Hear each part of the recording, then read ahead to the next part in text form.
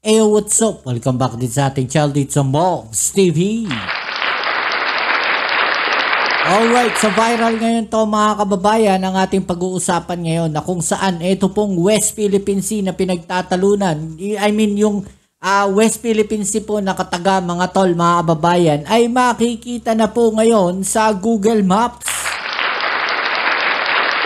Nako po, sigurado magwawala na ito si Dante Marcoleta mga tol. Sabi nga po kasi niya wala daw pong West Philippine Sea at kung maaalala natin no, doon po sa hearing po sa House of Representatives nagsagutan pa sila ni Tariela mga tol. Ano ba sa palagay ninyo, no? Ito nga paglalagay na to ng West Philippine Sea sa Google Maps, mga tol. Karapat dapat po ba? No, pero para sa akin, tama lang po 'yan, mga tol. Dahil matagal na po 'yan, panahon pa ni Aquino ay inilagay na yung West Philippine Sea at ini-apply na po natin yung West Philippine Sea na 'yan, mga tol. No, internationally, no, para kumbaga accredit, no, o makilala. No, na yung parte na yan ng Pilipinas ay parte po ng West Philippine Sea. Na hindi naman po kinikilala ng mga nasa kabilang parlor. Okay, so alamin natin tong balita na to. Pero syempre bago ang lahat, please don't forget to subscribe sa mga bago pa lang sa ating channel. Shoutouts po sa inyo. At sa mga supporters natin dyan, sa palaging nandiyan dyan sa ating channel, mga nanonood, sumusuporta, maraming salamat sa inyo. At palagi po nating hinihiling sa inyo, 1 view, 1 like po sana. Maraming salamat. Okay, so huwag na natin patagalin to. Umpisahan na natin mga tol. No? Let's go! Hindi lang tayo mga Pinoy ang kumikilala ngayon sa West Philippine Sea na tumutukoy sa parte ng dagat na pasok sa ating exclusive economic zone. Makikita na rin kasi ito sa Google Maps. Yon, no? Congratulations! At nakikita na po ang ating West Philippine Sea sa Google Maps at siguradong iyakan ang mga DDS dito. At doon sa nagkiklaim mga tol na sinasabing si Marcoleta raw ang nagsabi na i-apply no etong West Philippine Sea. Sorry, mali kayo ng pagkakaintindi. Matagal na po yung ini-apply. Sana pinanood niyo ng buo mga tol. No, yung pong balita, no, o yung pong hearing. No, kung hindi niyo napanood ng buo, wag kayo magkomento. Yun yung sinasabi natin palagi. No? Panoorin niyo. Huwag kayo magbase kasi baka mamaya ang sinasabi lang doon sa video na napanood ninyo na i-share na naman nito mga didilis na to. Yun lang sinabi ni Marcoleta. Magagaling kayo sa ganyan yung mag-cut and trim ng mga videos, mag-edit ng videos na palabasin nyo na eto lang. Diba? Palabasin natin yung totoo. Palabasin natin yung buo, kabuuan ng kwento. Huwag yung partial lang. Puro kayo partiality, kaya yan, napapartial-partial na kayo. Okay. Hindi lang tayo mga Pinoy ang kumikilala ngayon sa West Philippine Sea na tumutukoy sa parte ng dagat na pasok sa ating exclusive economic zone. Makikita na rin kasi ito sa Google Maps. Yan, makikita na raw sa Google Maps mga tol. Nasa frontline ng balitang yan si Brian Castillo.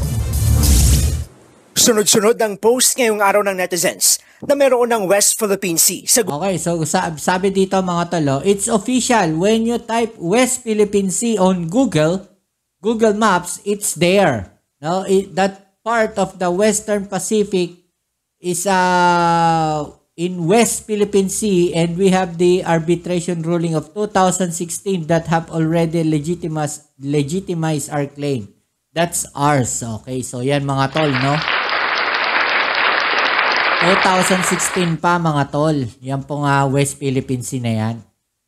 Google Maps. Maging ang ekonomistang si Shelo Magno. Sinare din ito sa Facebook. Sa mga hanap sa West Philippine Sea, i-google nyo, no?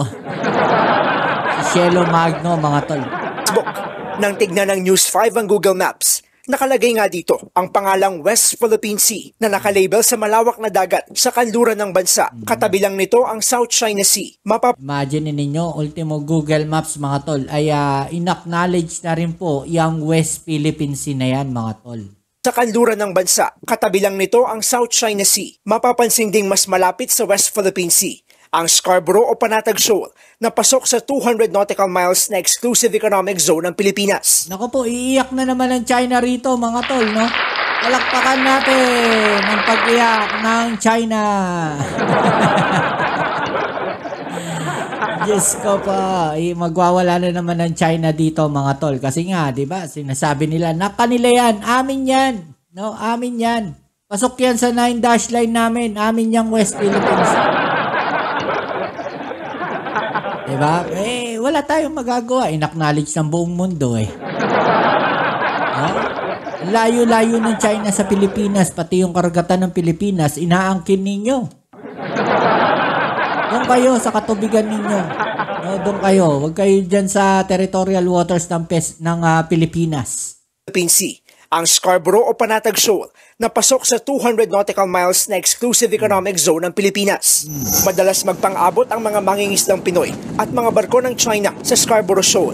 Wala pang detalye kung kailan eksaktong inilagay sa Google Maps ang pangalang West Philippine Sea.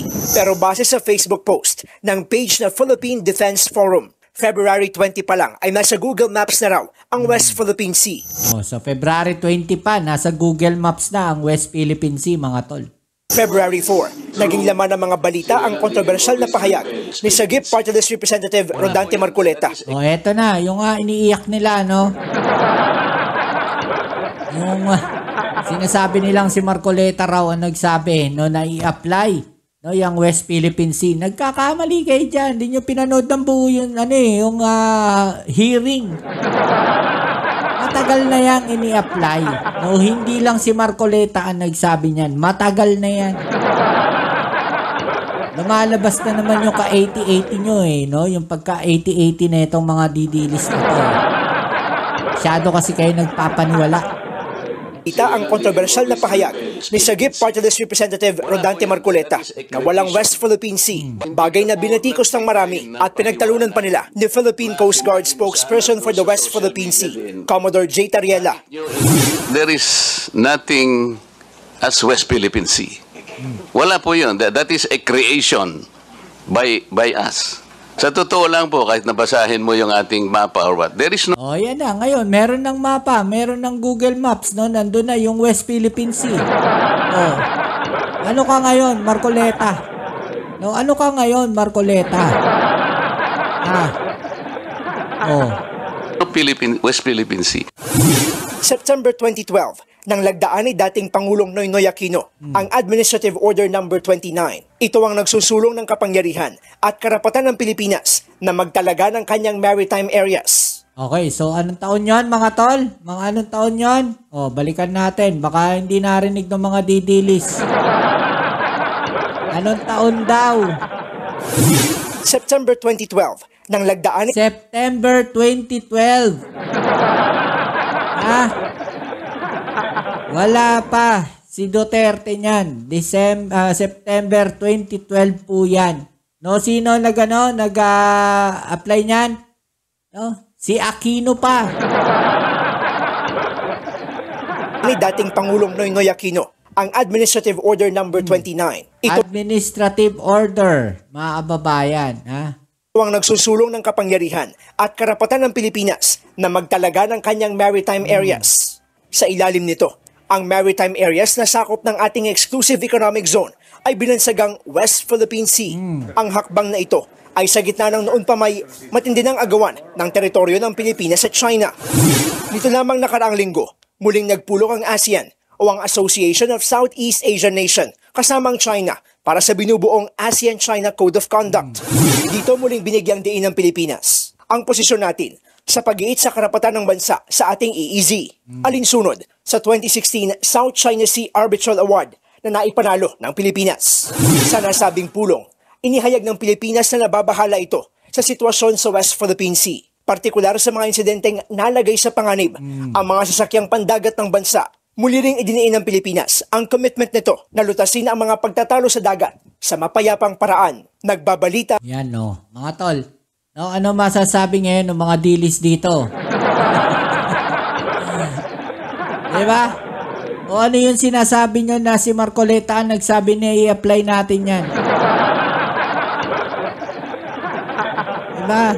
Kinoy Aquino pa lang, mga tol. No, inano na yan, nabaga ina-apply na yan. Diba? O, ano yung sasabihin niyo na si Marcoleta? Ay, nako. O, ano masasabi niyo dyan, mga tol? I-comment sa ibaba niyo mga opinion na natin yung pag-usapan. Alright? Kita-kits tayo sa ating next video upload. Ito muli ang inyong Kuya Mobs sa Mobs TV. Peace. I'm out.